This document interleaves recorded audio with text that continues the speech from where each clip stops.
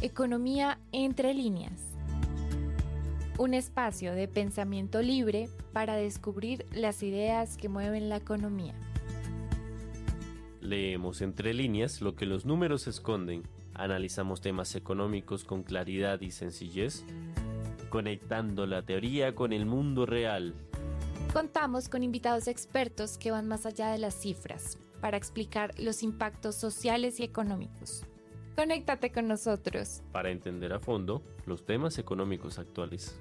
Dicen que María es la primera en levantarse en su casa, antes de que el sol pinte el cielo. Mientras el café humea en la estufa, despierta a sus hijos, les prepara el desayuno, organiza las loncheras, revisa que se hayan hecho las tareas, barre, lava y cuida a su madre enferma. Todo eso antes de las 9 de la mañana. María no tiene jefe, ni salario, ni vacaciones, pero sin ella, su familia y buena parte de la economía del país se paralizaría. ¿Qué opinan de esta historia? Muy común, dirán muchos, y aunque parezca que no hay nada de raro, la historia de María es la historia de millones de mujeres en Colombia y América Latina. Mujeres que sostienen hogares, comunidades y economías enteras con un trabajo invisible, el cuidado. Y es invisible porque no se paga, no se contabiliza, hasta hace muy poco, y muchas veces ni se agradece. Pero, ¿sabías que si midiéramos ese trabajo, valdría más que el sector financiero? Según la cuenta satélite del DANE, la economía del cuidado puede llegar a representar el 22% del PIB nacional, y todo esto recae en las mujeres principalmente. Si quieren hacerse una idea, el petróleo representa el 3.5% del PIB aproximadamente. Para dar un par de cifras más, si hablamos de trabajo remunerado, es decir, ese que sí se paga, mientras en abril del 2025 la tasa de desempleo entre hombres fue del 7% y entre mujeres el 11.2%, una brecha de más de 4 puntos porcentuales. Y si miramos a quienes ni siquiera están en el mercado laboral, las cifras son más claras.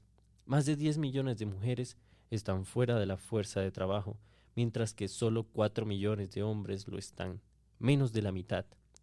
Y una explicación es que muchas de ellas están dedicadas al cuidado no remunerado.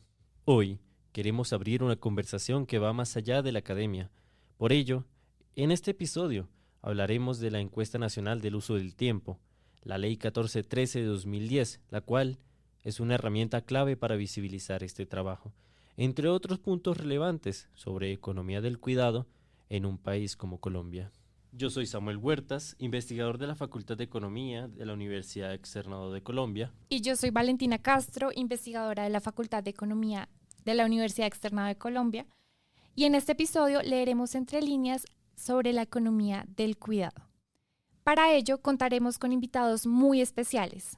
Para nosotros es un placer estar con Cecilia López, una de las voces más influyentes en América Latina en la construcción de un nuevo modelo de desarrollo basado en equidad de género. Es presidenta de CISOE, una fundación sin ánimo de lucro dedicada al estudio de temas económicos, género y políticas públicas para Latinoamérica. Es economista graduada de la Universidad de los Andes con posgrados en demografía y en economía de la educación en el Centro de Estudios Educativos de México.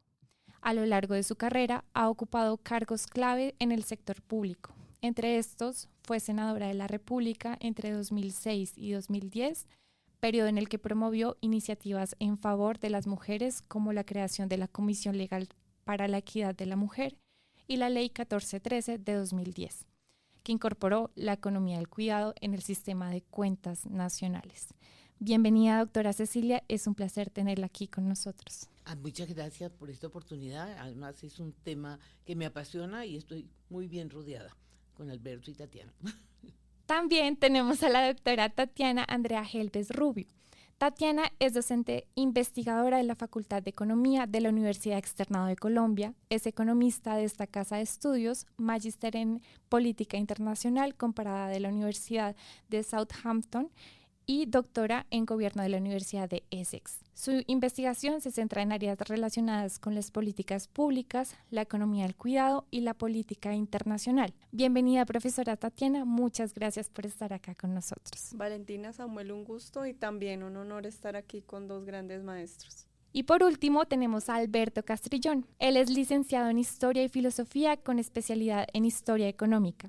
Es profesor en la Universidad Externado de Colombia y actualmente es editor de la revista de Economía Institucional de la misma universidad. Ha publicado varios artículos de historia económica, historia de las ideas, la tradición política republicana y la transición española a la democracia. Es experto en economía institucional y en los últimos años ha incursionado en la narrativa y elaboración de cuentos donde involucra diferentes temas económicos. Bienvenido, profesor Castrillón. Muchas gracias, Valentina y Samuel, por la invitación. Muy contento de estar aquí compartiendo con ustedes. Gracias, Cecilia y Tatiana. Bueno, para empezar la conversación de este tema tan importante, doctora Cecilia, ¿qué es la economía del cuidado y por qué es fundamental hablar de este tema?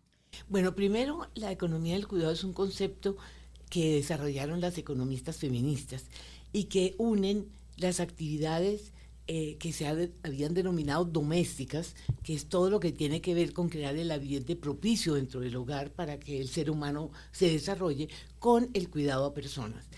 Ese concepto es muy importante porque reconoce, al de hablar de economía del cuidado, que estas actividades que se desarrollan dentro del hogar sin remuneración, sin reconocimiento y que pueden hacer terceros, es en el fondo aceptar que primero es trabajo, que requiere energía, que requiere tiempo, que usa insumos del mercado y que produce nuevos bienes y servicios.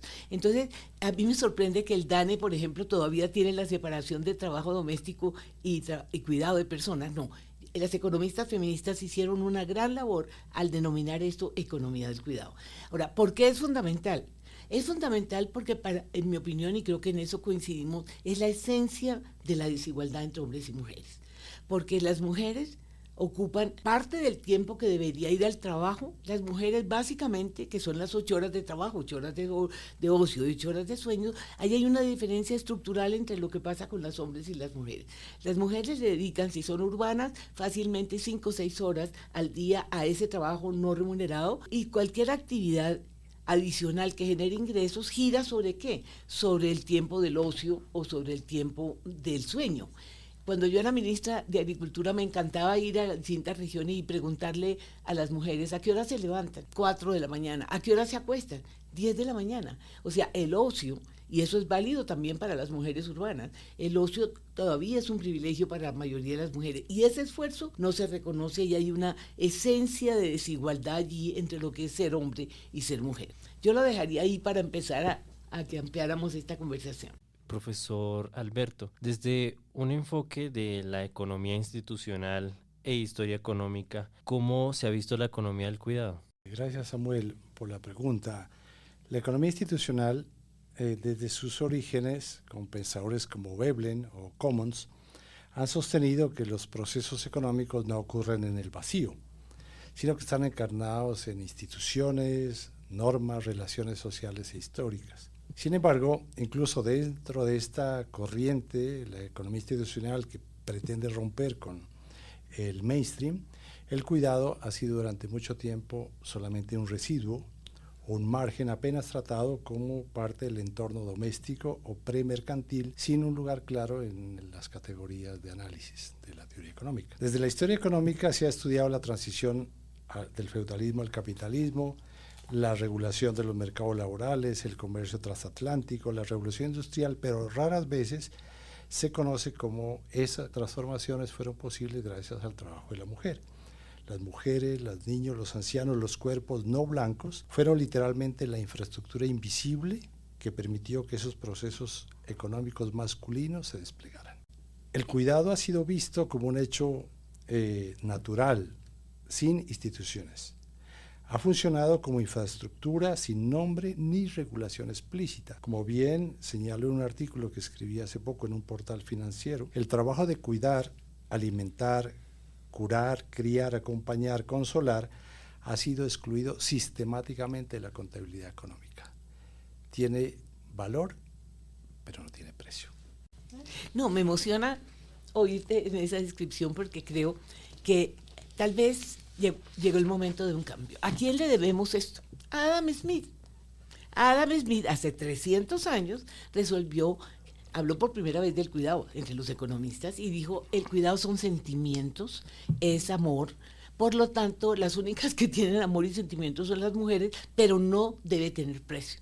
Lo grave es que nos puso ese sello, nos mandó a la marginalidad, y lo que es increíble es que 300 años después, cuando hoy las mujeres son muy distintas, las mujeres están educándose más rápido que los hombres, con muchas más dificultades. Las mujeres están controlando su fecundidad, que ha sido una limitación muy grande. Y sin embargo, los economistas, que son los que en última instancia, desafortunadamente, y yo soy una crítica de esto, se sienten los dueños del conocimiento y del desarrollo, resolvieron que eso sigue siendo perteneciente al ámbito doméstico y está por debajo de lo que se llama la frontera de producción. O sea, nos pusieron un sello cuando hoy las mujeres somos otra cosa. Pero creo, y eso lo miraremos más adelante, que estamos en un momento histórico crucial donde han pasado muchas cosas que las vamos a discutir para que eso cambie. Yo quería añadir, Cecilia, Tatiana y compañeros de la mesa, que a mí me gusta mucho una teoría política que es el republicanismo que arranca, digamos, en Grecia. Y desde el punto de vista de la teoría republicana, el trabajo reproductivo es la base de todas las demás formas de trabajo, ya que produce la fuerza de trabajo, que es a lo que hacía alusión ahorita Cecilia. Desde una perspectiva republicana feminista no se puede separar libertad y autonomía de la capacidad material de existir, algo que se les ha negado a las mujeres, que se sostiene con cuidado. Sin cuidado no hay libertad real, sin cuidado no hay mercado, pero el mercado ha prosperado negando sus mismas bases, su propia base. Muy bien, en 2010, doctora Tatiana, se aprobó la ley 1413 que obliga a medir el trabajo doméstico y de cuidado no remunerado.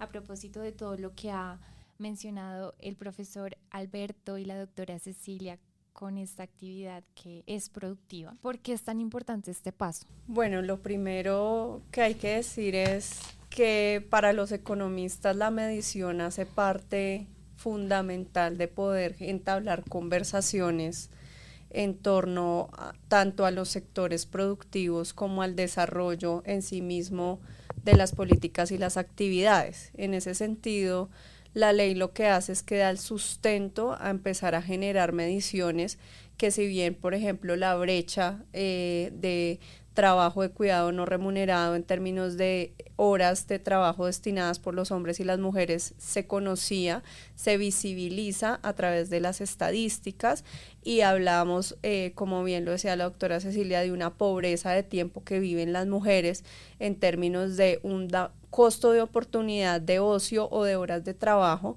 que se puede medir y que se puede cuantificar de una manera directa a través de la Encuesta Nacional de Uso del Tiempo. Y si bien la historia un poco triste de la crisis de los cuidados que vivimos en COVID-19 es las mujeres ganan menos y al ganar menos pues su costo de oportunidad de salir del mercado laboral es menor, salen del mercado laboral, se dedican al 100% en actividades de cuidado. Hoy, a 2025, no hemos recuperado lo que las mujeres perdimos en términos de empleo, en términos de ocupaciones. ¿Por qué? Porque sigue siendo la barrera del cuidado un gran obstáculo. Las mujeres siguen en actividades informales porque es lo único que les permite poder combinar sus actividades de cuidado no remunerado en los hogares con actividades en un mercado laboral que en este caso es muy precario. Sin embargo, yo creo que todavía nos queda un camino muy grande en términos de reconocimiento, tanto del sector productivo, porque es un sector muy serio, muy grande y que todavía le falta muchísima formalización, pero también en el reconocimiento de los saberes que hay detrás del cuidado, que todavía no se han ni cuantificado ni remunerado adecuadamente en el mercado laboral hoy. Yo creo que, bueno, esa ha sido mi lucha y mi frustración, porque la ley tiene dos componentes, uno de los cuales ha sido omitido totalmente. La ley dice claramente que la idea es medirlo, se le da el mandato al DANE, cosa que hace que Colombia sea el país de América Latina el que mejor y más información tiene. Es el único, ya vamos para la 4ª encuesta de uso del tiempo. Eso no lo tiene ni México, que fue donde yo tomé la idea inicial, ni Perú, donde yo también ayudé a sacar la ley. Allá sacaron una encuesta, no han podido sacar las otras. Pero, ¿cuál era el sentido? El sentido no solamente era medirlo, sino que se incluyera en las cuentas nacionales. ¿Qué va en las cuentas nacionales? El veneno era que se reconociera como un sector productivo, pero para reconocerlo como un sector productivo tú lo tienes que sacar del hogar. ¿Y cómo lo sacas del hogar? Que lo asuman dos actores económicos, que son el Estado y el mercado. O sea, ese era el veneno. Ahora, eso no se ha cumplido. Se cumplió lo de la medición y se está haciendo religiosamente. Ojalá llamen economía del cuidado y no trabajo doméstico y trabajo de cuidado. Pero no se ha cumplido, sino que lo que hicieron fue crear una cuenta satélite que, a diferencia de las otras 4 cuentas satélites que existen, esta no está en las cuentas nacionales, no se reconoce como productivo, sino simplemente se mide. Eso no le cambia la vida a nadie. Lo único que sabemos es que vale muchísimo más, como ustedes lo dijeron, que cualquier, inclusive que el financiero, vale más que el financiero. Y sin embargo, no le ha cambiado para nada la vida de las mujeres. Mi pelea, mi lucha, es que se saque del hogar. Y eso no me van a creer, pero he encontrado mucha oposición, inclusive de sectores feministas. Porque los sectores feministas, cuando yo presenté, y les cuento, hice un modelo de equilibrio general a ver si los economistas me paraban bolas, en donde demuestro, primero, que todo el mundo necesita cuidado, que es un problema, que creen que el cuidado es de los minusválidos, de los niños, no, todos necesitamos cuidado. ¿Qué tal que no tuviéramos cuidado? ¿Qué seríamos? Lo que tú planteaste muy claramente, Alberto.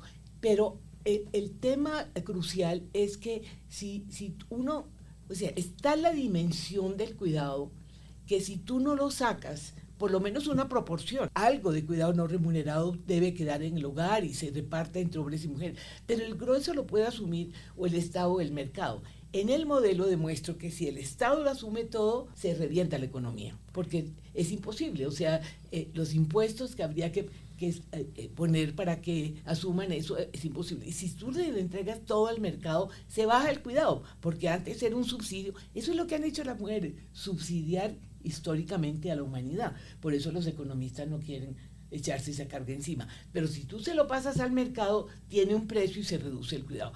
El quid está en cuánto Estado y cuánto mercado, que es ahí donde estaría la discusión que está pendiente. Hablando de retos que persisten en la implementación de la ley, en la medición del trabajo del cuidado, estos componentes que menciona la doctora Cecilia, quisiera que andemos un poco cómo está conectado o qué papel creen que debe jugar el Estado, que debe jugar el mercado y las familias en la redistribución del cuidado.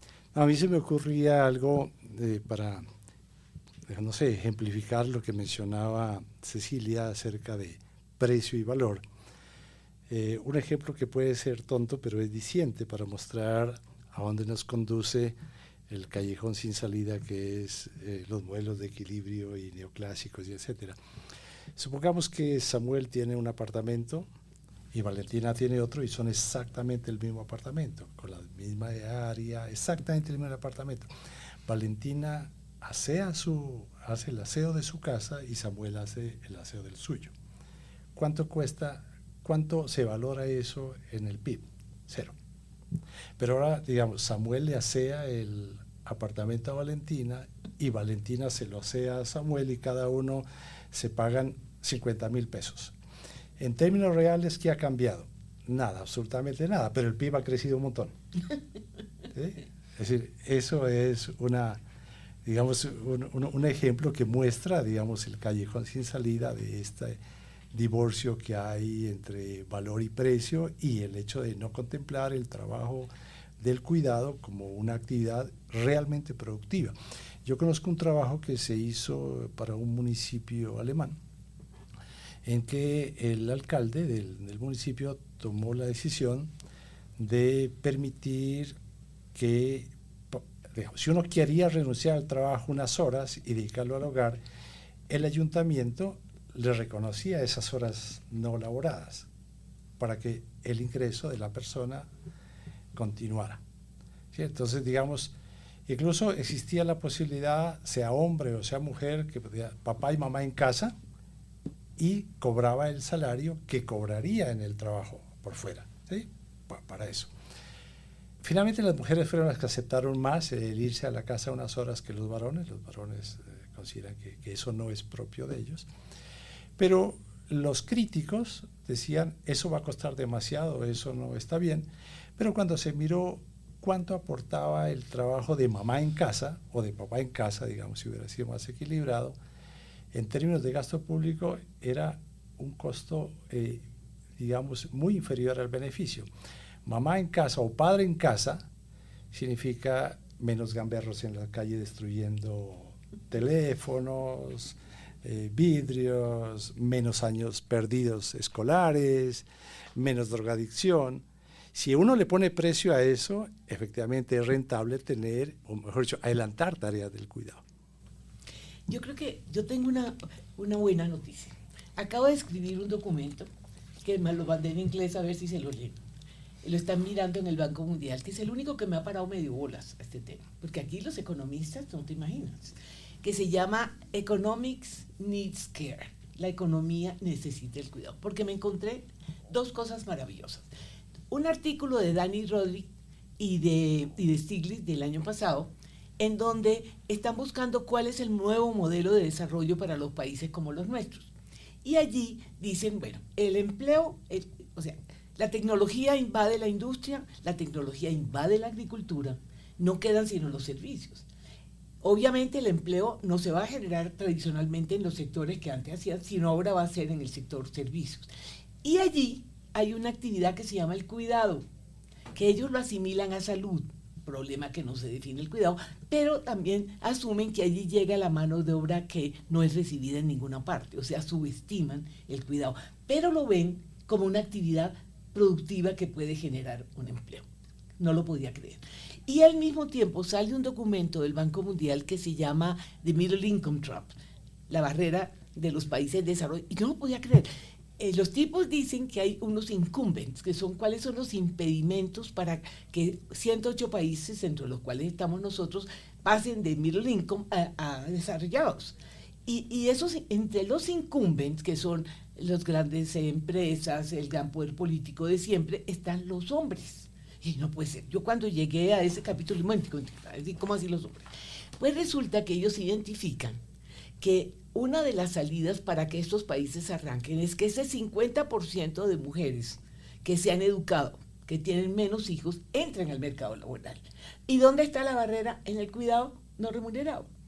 No entienden muy bien qué es el cuidado no remunerado, creen que son de nuevo los niños chiquitos y los enfermos y los minusválidos y las personas vulnerables, pero allí ven que hay una barrera. O sea, me parece muy interesante que los economistas que de feminismo tienen lo que yo de China, estén viendo en el cuidado esas alternativas. Entonces me parece que está abriéndose una puerta de que la economía necesita el cuidado. A ver si acabamos con el estigma de Adam Smith. Yo creo que hay varios temas que, pues, creo que a veces me siento un poco reiterativa, pero primero es una profundización del mercado. O sea, el mercado necesita ser más amplio en términos del cuidado. Segundo, necesitamos más hombres en el sector cuidado, que eso implica dos cosas. Primero, que esté mejor remunerado, porque actualmente no está tan remunerado, pero segundo, que se pierdan estigmas. Voy a poner como un ejemplo muy coloquial. Se enferma una persona de la familia, es una mujer de tercera edad, y resulta que llega un enfermero a bañarla. ¿Qué pasa? No me va a bañar. O llega un señor de tercera edad y llega un enfermero a bañarlo. Hay una barrera cultural y de generación de un estereotipo de la profesión del cuidado asociada a el sexo de la persona que la desarrolla. Y ahí hay un trabajo grande, enorme, pero creo que tiene que haber una mayor participación de los hombres dentro del sector cuidado. Y tercero, hay una proporción, pero yo creo que esto hay que discutirlo, hay que matizarlo. Alguna vez estuve en la discusión del sistema distrital de cuidado y allí yo lo ponía de presente, y es qué porcentaje y hasta dónde debe ir el Estado frente al cuidado, porque el mercado tiene que tener una parte, el Estado puede cuidar a otra, pero el Estado no nos puede cuidar a todos. Entonces el que pueda paga por su cuidado. Pero al mismo tiempo tiene que haber oferta de cuidado, porque parte del tema es que no hay la oferta. Y allí hay un desafío grande en términos económicos. Ahí hay dos temas. Tenemos que acabar con la idea de la mujer cuidadora. eso es mi crítica. Yo tuve problemas muy serios con las esquinas del cuidado, como se llame, porque les dije, la idea de las lavadoras se las puse yo, porque eso es lo que yo llamaba los pilares del cuidado, ver qué le pesa a las mujeres, lo sacas y demuestras empíricamente lo que en el modelo estaba tratando de hacer. Pones unos grupos a que hagan el lavado y en vez de gastarse 3 horas al día, se gasten 40 minutos llevando y trayendo, etc. Entonces, hay que acabar con la idea de que el cuidado solamente es sentimiento. El cuidado es una actividad. Ahora, que hay que tener habilidad, o que hay que tener vocación, eso le pasa a los médicos. Cuando Valeria, ¿te acuerdas? Se me acuerda, Valeria Esquivel, cuando yo presenté el modelo en la reunión que me hizo el Banco Mundial, Valeria dijo que era que el mercado no podía dar cuidado. Perdóname, Sí, el mercado da salud, el mercado da educación. Que tú tienes que tener vocación para ser médico, sin duda. Para ser maestro también, pero también para el cuidado. Pero eso no quiere decir que el mercado no lo ofrezca. El mercado tiene que ofrecer, no solamente porque puede ofrecer esos servicios, de hecho ya los hacen de alguna forma, mal pagados, mal remunerados, porque no son trabajadores del cuidado, sino cuidadoras. Sí. Y en segundo lugar, porque tiene que haber un desarrollo tecnológico. Por ejemplo, los robots. Yo tengo un robot en mi pequeña finca, que es una finca chiquitica. Tengo otro en mi oficina y otro en mi casa. ¿Por qué? Porque es una maravilla. Yo lo programo y cuando yo llego no tengo que hacer ese trabajo básico. Hoy vale mucha plata. El día que el mercado vea una demanda suficiente y eso se reduzca a precios, eso le quita mucho tiempo y le libera mucho tiempo a las personas. La estructura de los hogares, hoy va a haber mucho más hogares unipersonales, mucho más hogares de mujeres cabezas de hogar, o sea, es otro mundo, pero mientras la idea sea que el cuidado es de las mujeres, estamos muertas. A propósito de todo lo que están mencionando, las brechas se profundizan mucho, como lo decía la doctora Cecilia al inicio, en el sector rural, o sea, en comparación al sector urbano, pues esto se complejiza muchísimo más. En ese sentido, me gustaría preguntarles qué desafíos enfrentan las mujeres rurales y no rurales en el reconocimiento de su trabajo del cuidado. Por ejemplo, no sé si podríamos profundizar en cuáles son las diferencias importantes de esta ruralidad para discutir todo esto que están mencionando en materia de política pública. Bueno, pues estamos en esa discusión de la ley 731, precisamente mal llamada. Digo ya mal llamada porque en realidad no debería ser una discusión, ley de la mujer rural. Y allí saltan varios temas, ¿no? Primero es el reconocimiento que el cuidado, siendo esa actividad que sustenta toda la vida, pues reconoce, por ejemplo, el cuidado a los animales. Las mujeres son quienes hacen, por ejemplo, la limpieza de los galpones, de los animales, son las que ordeñan las vacas y todo esto también hace parte de la economía del cuidado. ¿Cómo serían las fincas o las pequeñas parcelas si no existiera esa limpieza? ¿Y quién la hace y no se reconoce? Entonces, por ejemplo, allí hay un reconocimiento, hay una reivindicación. Sin embargo, hay unos elementos de fondo que siguen siendo cruciales frente a la tenencia de la tierra y la titularidad de las mujeres. Nosotros escribimos un documento de trabajo en la Facultad de Economía frente a un diagnóstico porque las decisiones de cultivo y la titularidad de la tierra sigue siendo masculina. Sin embargo, hay que reconocer que se han dado algunos avances, pero persiste como un elemento trascendental en el cual habrá que tener una mayor atención. Y por otro lado, frente a cómo se generan no solamente los cultivos, sino la comercialización, porque la autonomía económica de las mujeres rurales sigue siendo otro elemento. La violencia económica es brutal. Las mujeres no tienen acceso a los recursos, no tienen acceso a la titularidad de la tierra y eso hace que además de que tienen más carga de cuidado, pues no están teniendo acceso a los medios de producción de manera sustentable, lo que hace que estas brechas que tú mencionabas, Valentina, no solamente sean coyunturales, sino que ya son una inercia sistémica del país. Entonces, dejar como esos elementos de política pública sobre la mesa.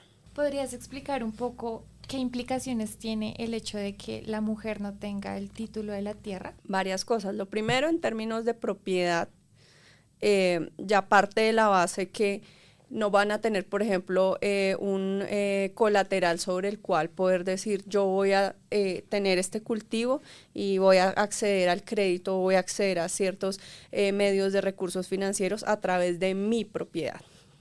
Y segundo, en ese documento de trabajo mostramos que las titularidades de las mujeres y su pareja, porque así está establecido en la ley, hacen que las decisiones del cultivo terminen siendo netamente discutidas entre hombres, lo que excluye a las mujeres de las decisiones productivas en lo rural. Seguramente, si las mujeres tuvieran esa autonomía económica de decidir cuáles cultivos van a llevar a sus territorios y a sus parcelas, otras decisiones económicas serían tomadas en la ruralidad a partir de esa producción. Entonces creo que ahí hay unos elementos que para mí son estructurales, que están más allá del cuidado, pero que al mismo tiempo limitan la capacidad económica que las mujeres están teniendo en los territorios hoy. Sobre eso mismo, ahí la tradición republicana sí tiene mucho que decir. Desde Aristóteles se ha vinculado propiedad con libertad. Yo creo que ahí tengo una cifra, no sé, tal vez Cecilia sabe mucho más de eso, pero alguna vez leí que la tasa de divorcio hacia 1970 era el 3%. ¿Y de él? 3%. Hoy estamos en el 70%. Y creo que la explicación está allí. Las abuelas nuestras no tenían propiedad y por eso no se podían separar a pesar de los malos tratos. Hoy las mujeres han ganado mucho y por eso se pueden separar. Es decir, las condiciones mejor dicho, la libertad requiere condiciones materiales y esa es la propiedad. Y yo a eso le agregaría lo siguiente para seguir un poco la línea de Tatiana. El único sector donde hay más hombres que mujeres es el sector rural. Las mujeres en Colombia, a diferencia de otros países de América Latina, las mujeres no solamente se han salido y están en las ciudades en servicio doméstico, o sea, reproduciendo economía del cuidado, ¿ya? Eso fue lo que salvó, entre otras cosas, el desplazamiento. Acuérdense que las mujeres, si llegaron, las mujeres desplazadas encontraron oficio mientras los hombres desplazados no sabían qué hacer. Y ahí se creó un problema muy serio. Pero además de eso, las mujeres que se quedan no están en la agricultura, están en los servicios. Entonces, es así que sufren pobreza de tiempo, porque se quedan con toda la economía del cuidado, que son 7 horas más o menos en la población rural, las mujeres rurales, y además de eso hacen esas otras cosas, hacen la comercialización, muchas veces la hacen ellas, pero además están en servicios en los pueblos. O sea, estas pobres mujeres tienen unas agendas y están bajo un peso cultural muy retardatario con la carga de los hijos. Entonces, cada vez que pueden se van.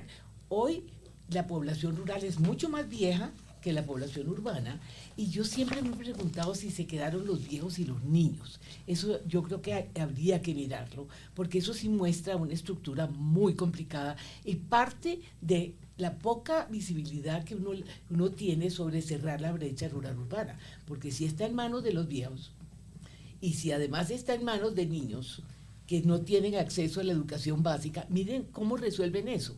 Y además de eso, las mujeres en condiciones muy precarias, muy mal pagadas, realizando tareas que supuestamente están remuneradas, pero que nadie cumple la ley. ¿Cuántos departamentos de Colombia violan masivamente la ley que dice que hay que pagarle el salario mínimo al servicio doméstico? Yo soy costeña, tú no te imaginas lo que pasa allá. Entonces, todo esto va unido a una cosa muy estructural, es decir, por eso es que, y quiero que en algún momento hablemos de cuál es la salida que los gobiernos le están dando a estos sistemas de cuidado, porque ahí creo que hay una cosa que si no la replanteamos no vamos a llegar al fondo del problema. Con lo que menciona la doctora Cecilia sobre la vejez, y a propósito del estudio de la profesora Tatiana, los cuidados en la vejez, revisión y retos para Colombia, donde analiza los desafíos que enfrenta Colombia respecto al cuidado de las personas mayores y los problemas estructurales asociados a la economía del cuidado. Profesora Tatiana, ¿qué impacto tiene la feminización del trabajo de cuidado en la vejez sobre la autonomía económica de las mujeres que son mayores? Miren, yo les voy a contar varias cosas. Primero, el número que está en ese estudio, 2054. En el 2054, que era 2051, sino que la migración venezolana le dio un oxígeno a esa transición demográfica, vamos a tener que no hay reemplazo generacional entre las personas de tercera edad y los niños que nacen en Colombia. Ya es una cifra y es 25 años más o menos, estamos pensando que ya estaremos en esa situación. Y a eso se le suman dos cosas. Quiero hacer aquí una cuñita. Estamos haciendo un estudio de la línea 106 de salud mental en Bogotá, encontrándonos con varias cosas. Primero, que ha aumentado las llamadas a la línea de emergencia por parte de adultos mayores. Y segundo, que las cifras de suicidio de adulto mayor han aumentado. Esto que nos muestra que hay una crisis en los cuidados de tercera edad y eso que todavía no hemos llegado al punto más crítico de nuestra transición demográfica. Es decir, esto ya nos está empezando a mostrar varias cosas. Y con unos colegas nos pusimos como a mirar un poco un trasfondo. Hay dos fenómenos. Uno, el de la mujer de tercera edad, cuya pareja primero fallece y queda de alguna manera vulnerable en términos de cuidados. Y dos, una particularidad bien interesante para Colombia, aquí estoy haciendo spoiler de muchas cosas, pero me parece interesante poderlo compartir, el fenómeno de madre soltera que se hizo cargo de sus hijos y ese hombre en su vejez es un hombre que no tiene una red de apoyo porque en su vida adulta productiva no fue cuidador ni fue aportante como parte de un núcleo familiar. ¿Qué vamos a hacer con una generación de hombres que no respondieron por sus hijos durante su vida adulta y hoy son adultos mayores que no tienen quien cuide de ellos? Entonces son dos fenómenos que a mí me parece que son importantes y que además de este tema de la transición demográfica, pues ya lo estamos empezando a ver en entornos urbanos como el de Bogotá. Entonces, ahí hay un reto grande en términos de política pública, pero que también nos muestra un poco ese modelo de una carga de la mujer frente al tema del cuidado y el fenómeno de la madre soltera, que tiene unas cifras importantes para el caso colombiano y que es bien particular a nivel regional, pero que también nos muestra unos desafíos grandes en términos de lo que es tercera edad y lo que es el cuidado para la tercera edad. Hay algo que me parece muy importante. Lo positivo es que el COVID sacó el cuidado de la oscuridad. Es decir, si no hubiera sido por el COVID, si no hubiera sido por lo que sucedió con el cuidado no remunerado con el COVID, se hubieran explotado los sistemas de salud. Las cifras de la OIT es que más o menos el 60, 70, inclusive en algunos países el 80% de los enfermos de COVID fueron cuidados en el hogar. Imagínense, obviamente, con un peso para la mujer muy grande. Los hombres lo que hicieron en el COVID, nosotros hicimos en el CISOE una encuesta para Bogotá en pleno confinamiento, los hombres asumieron parte de la educación y lo que se llama el cuidado pasivo, sentarse al lado del enfermo a ver televisión, ¿ya? Pero las que tuvieron los horarios absurdos fueron las mujeres. Entonces, primero el COVID permitió que el cuidado se reconociera como una actividad, pero resulta que el cuidado sigue sin existir. Mientras el cuidado no sea un sector productivo, para el Estado no existe. Y lo mezclan con salud y educación, perdónenme. Tú hablas con un maestro y te dice, yo no cuido, yo educo. Tú hablas con un médico y dice, yo cuido al enfermo mientras lo tengo aquí sentado al frente de mi cama. Pero después el problema del cuidador. Nadie sabe muy bien qué es cuidado. No existe, existe el sector salud, existe el sector educación, el sector infraestructura, agricultura. Como no existe como sector, no se regula, no se define, no se vigila, no se controla y no se financia. Entonces, fíjate lo trascendental, toda la ramificación que tiene que se empiece a reconocer el cuidado como un sector. En este momento está borrado. Una de las cosas interesantes es que tienes que definirlo. Nosotros no sabemos qué va a pasar cuando tengamos el 25% de la población, que va a ser rápido, de más de 80 años, muchos de ellos con Alzheimer. Es que vamos a estar llenos de viejos enfermos. Y esa gente, ¿cómo se cuida? Yo tengo la experiencia de 2 personas en mi familia política con Alzheimer. Uno, que fue el único rico de la familia, que no tenía nadie que jugara con él monopolio. Él tenía 3 médicos, 5 choferes, 4 enfermeras, pero él lo que quería era jugar monopolio porque su obsesión fue el dinero. Y al lado le pusieron fue una persona sin educación, que miraba para el techo. Eso debe haber una profesión que sepa qué hacer con ello. La otra persona es una persona costeña que lo único que quiere es bailar y cantar. La persona que la cuida es la misma persona que cuidaba a un niñito con síndrome de Down. O sea, aquí el cuidado tiene unos retos gigantescos. Es definirlo, que se reconozca como una actividad productiva y de una connotación social inmensa. Reconocer que todos necesitamos cuidado. Reconocemos que nos estamos moviendo a hogares unipersonales a unas velocidades gigantescas, hombres y mujeres. Reconozcamos además que las mujeres cabeza de hogar, inclusive padres cabeza de hogar, seguramente va a seguir aumentando. O sea, hay todo un reto gigantesco que no puede frenarse por la idea absurda de que las mujeres son las únicas que pueden cuidar. Gracias por la referencia al COVID, Cecilia. El COVID, a mi juicio, mostró una cosa, y es que la humanidad es una sola. Y eso ya lo olvidamos, ¿verdad? Es decir... igual de vulnerable. Sí, es decir, por ejemplo, si uno piensa en la actitud que tiene Trump hoy con su neomercantilismo agresivo, etcétera, muy rápido olvidamos las lecciones del COVID.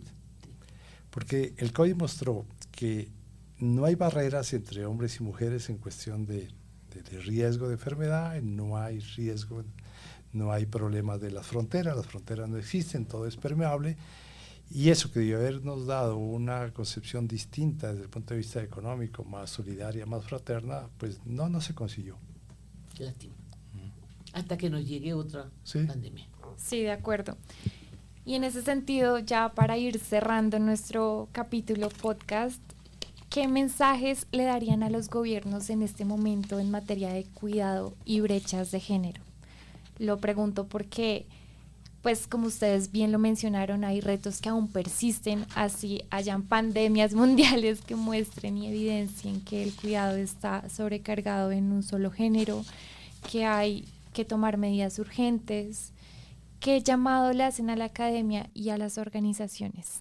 Yo tengo aquí algunas ideas que se me ocurrieron preparando este podcast, y dividí como por partes, la academia, los gobiernos. Para los gobiernos, el reconocimiento de que el cuidado ni es caridad ni es un favor, es una responsabilidad pública. Se deben crear sistemas integrales de cuidado, universales, con enfoque de derechos, de género y ciclo de vida. Deben financiarlo de manera progresiva y estable, como se financian la infraestructura, la defensa y la educación. Se debe incluir el cuidado en las políticas sociales, leyes laborales, sistemas de pensiones y modelos fiscales. Se debe promover activamente la participación de los hombres en las tareas del cuidado, como se dijo aquí, sin desplazar a las mujeres ni precarizar más a las trabajadoras del sector. De cara a los retos de la academia, creo que romper con la masculinidad epistémica de la economía. El homo económicos es varón y blanco.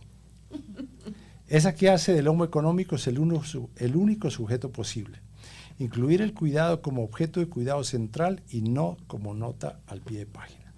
Revisar currículos y modelos para incorporar la economía del cuidado en cursos de economía, derecho, políticas públicas y ciencias sociales.